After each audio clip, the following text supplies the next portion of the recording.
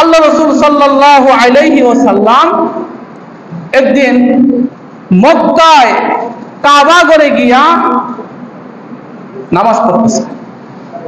কাবা ঘরে কি করে?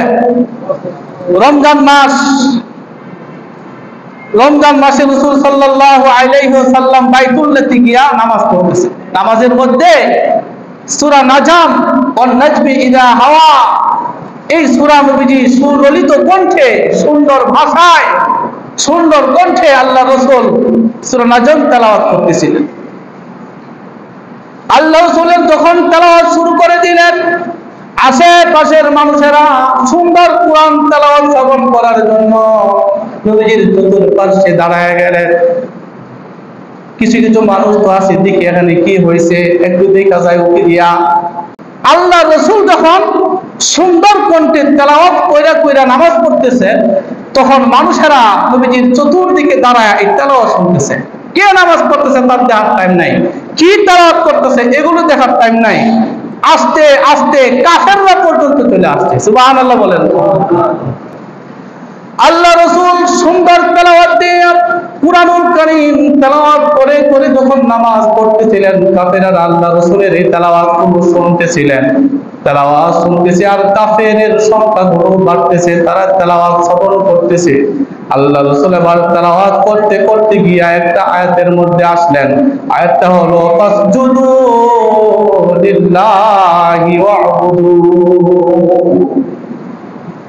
আয়াতে পাকে আল্লাহ তাআলা বলে দিয়েছেন ফাসজুদু লিল্লাহ, তোমরা আল্লাহকে সিজদা দাও, ওয়া'বুদু, আর তার ইবাদত করো, মূর্তির ইবাদত করো না, উপাসনা করো না, গাছের ইবাদত করবা না, গাছের পূজা করবা না, তোমরা ইবাদত করবা আল্লাহর, আল্লাহকে তোমরা সিজদা দিবা।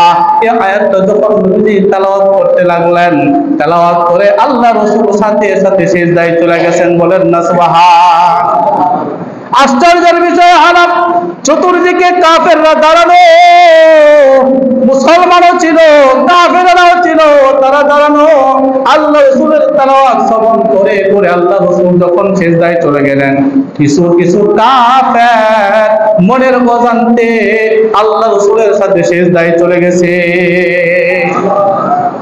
কিছু কাফের মনের অজান্তে নবীজি সিজদা দিয়েছে, কাফেররাও সিজদা দিয়েছে।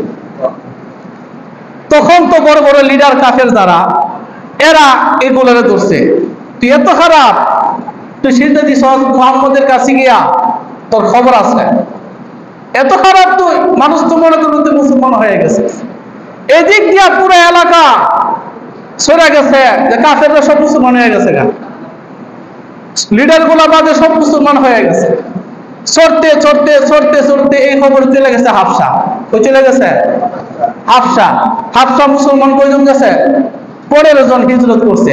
এরা শুনে তো অনেক খুশি, আরে মক্কার সব কাফের মুসলমান হয়ে গেছে, এখন আমরা বাইরে তাহা লাগবো না, নিজের গ্রামে যাইতে পারবো, নিজের দেশে গিয়ে থাকতে পারবো, আর কোনো অসুবিধা নাই। এই খবর শুই না, এই গুজবে হাফসার মুসলমানেরা হাফসা থেকে ফিরে আবার মক্কার দিকে চলে আসছে। মক্কার কাছাকাছি আসার পরে জানতে পারছে না রে, এরা তো আসলে মুসলমান হয়েছে না, কয়েকটা সিজদা দিছে কিন্তু মানুষ প্রচার করছে সব মুসলমান হয়ে গেছে। এই বিভ্রান্তির বেড়াজালে পড়ে এরা আবার চলে আসছে, কিন্তু মনে এখন ভয়, যদি দিক কালা মুসলমানদের মনে কি এখন ভয়।